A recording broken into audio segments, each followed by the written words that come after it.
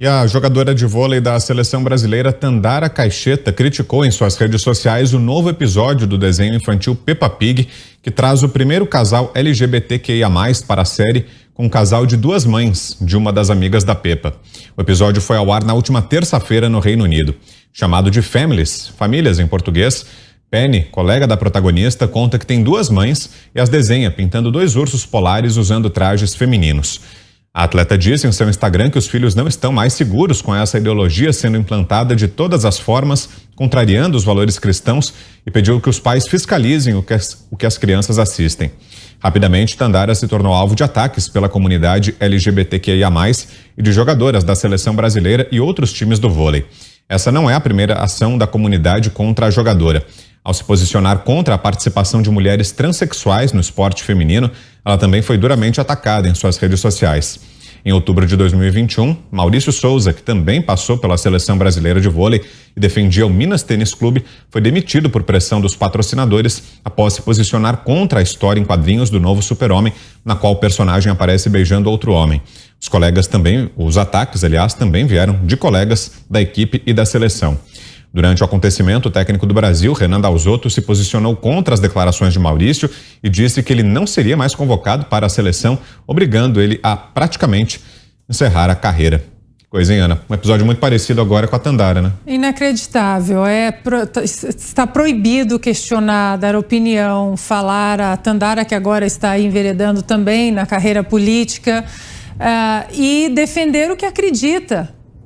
O mais engraçado, Vitor, é que algumas dessas jogadoras que criticaram a Tandara hoje, elas entraram em contato comigo no passado pedindo para eu continuar falando sobre a defesa das mulheres no esporte. Elas não quiseram falar publicamente, elas acham injusto que homens biológicos eles tirem o lugar sagrado, biológico, correto e justo de mulheres biológicas no esporte.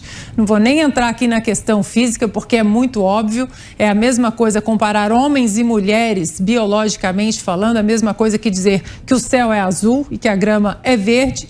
E essas meninas pagaram um pedágio ideológico gigantesco no passado, porque não quiseram declarar que era errado publicamente, mas me mandavam mensagens dizendo continue falando.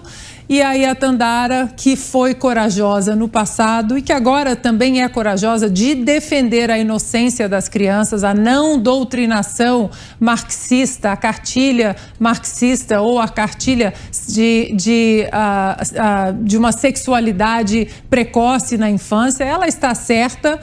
E o curioso é que enquanto outras continuem pagando aí o pedágio ideológico, né, se fantasiando de paladinas da liberdade de expressão, elas pedem a cabeça de ex-companheiras. É inacreditável a hipocrisia que infelizmente também chegou no esporte. Diga, Mota. Olha, a hipersexualização da cultura é uma das marcas do movimento progressista. Para essa turma, tudo tem a ver com sexo. Essa hipersexualização inibe o intelecto, destrói laços afetivos e subordina todos os outros aspectos da vida, o espiritual, o estético, o artístico, o moral. Tudo isso é subordinado a uma obsessão permanente com nudez e com sexo. Diversidade sexual é a palavra do dia, é a ordem do dia. Mas o que significa isso? Significa usar orientação e hábitos sexuais como critério principal na avaliação de uma pessoa. Esqueça mérito, inteligência, conhecimento, virtude.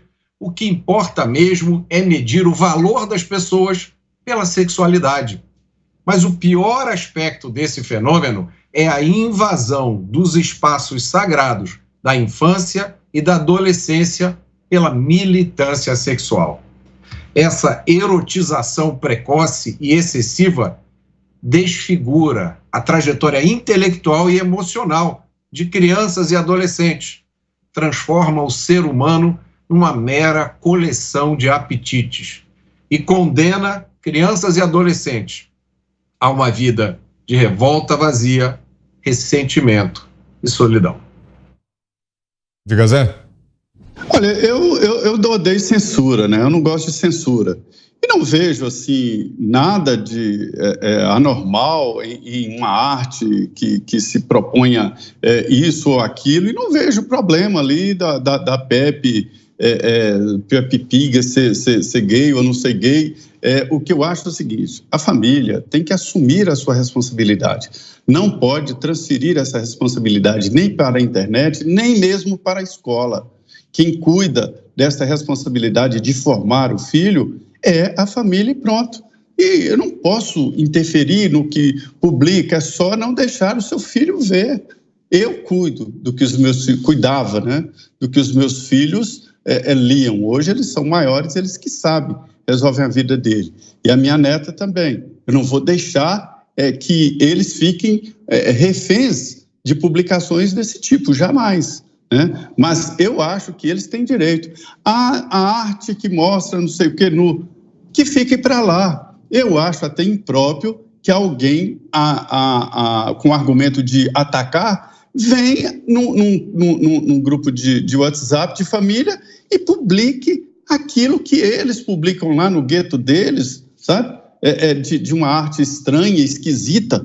Não estou falando com relação sexual, estou te falando de outras agressões. E isso acaba trazendo para o meio. Isso só é possível diante do novo mundo da comunicação que entra na nossa casa todos os dias. Isso sempre existiu. As revistas pornográficas, a arte pornográfica, sempre existiu. Só que agora está muito mais próximo. A gente tem que entender que nós temos uma proteção a mais a dar aos nossos filhos, que é exatamente evitar que eles tenham acesso a isso. Como eu não me sinto na condição de questionar a sexualidade de absolutamente ninguém, porque às vezes essas pessoas nem sabem qual é a personalidade sexual delas. Existe um conflito muito interno entre eles. Entre eles que eu digo, entre nós. Cada ser é um ser sexual. Então, não me sinto em condições de fazer censura e nem definir o que deve ou não uma determinada editora que publicou a revista. O que eu me sinto em condições é de não aceitar, de não ler e não deixar que os próximos meus leiam. É isso que eu penso. Quer completar, Ana? Rapidamente, porque isso, na verdade, o que aconteceu com a Tandara hoje é uma consequência do silêncio de muitos, né? Hoje nós temos um Ministério da Verdade que coloca aí, através das redes sociais, através do próprio judiciário, o que pode ser dito, o que não pode ser dito, o que pode ser questionado, seja no esporte, seja na medicina, seja em processos eleitorais, e é isso que nós temos que quebrar todos os dias. Essa espiral do silêncio que esses jacobinos nefastos virtuais, eles tentam impor à sociedade. Você, Fiuza, em 2 minutos e meio. Esse é o ponto também para mim. Ninguém é dono da evolução dos costumes, ninguém é dono da evolução da cultura. Então, o que vai acontecer com a evolução dos costumes, a gente não manda nisso. Talvez um dia a maioria dos casais seja de gays, não sei. Talvez uma parte da sociedade ache que isso é desviante, talvez outra ache que não. Então, assim, não dá para entrar nesse juízo. Agora, o problema é o seguinte, é você transformar, e eu acho que isso agride os gays, antes de mais nada, você transformar uma suposta causa numa panfletagem, numa venda de eletrodoméstico. Eu sempre cito aqui, hoje estou citando os barões todos, né? Jorge Paulo Lema, né? Um mega empresário e investidor no setor de educação. As escolas do Jorge Paulo Lema entraram nessa onda moderninha de tentar puxar esse tipo de currículo, digamos assim, ou de diretriz pedagógica, de trazer e ficar empurrando temas que nem eram discutidos nessa intensidade, também sobre a heterossexualidade. É isso, discutir-se a parte biológica e cada um vai ser o que quer, sempre foi assim. Na minha época de escola tinha os colegas que eram gays. Houve, evidentemente, um avanço muito grande, porque era muito difícil na época que fosse aceito. Esse avanço aconteceu e vem acontecendo, ainda tem um caminho para acontecer. Mas esse tipo de ação é reacionária. Se transformar isso em panfleto, em boutique de suposta virtude, atrapalha todo mundo, inclusive as minorias. Que não sei se são minorias, mas enfim, aqueles que supostamente estão sendo oprimidos.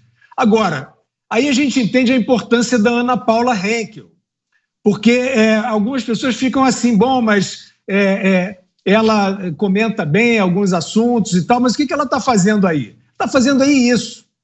Ela está fazendo aí porque ela tem uma trajetória que não pediu a bênção dos esquemas. E vocês acham que isso custa barato? Não, isso custa caro.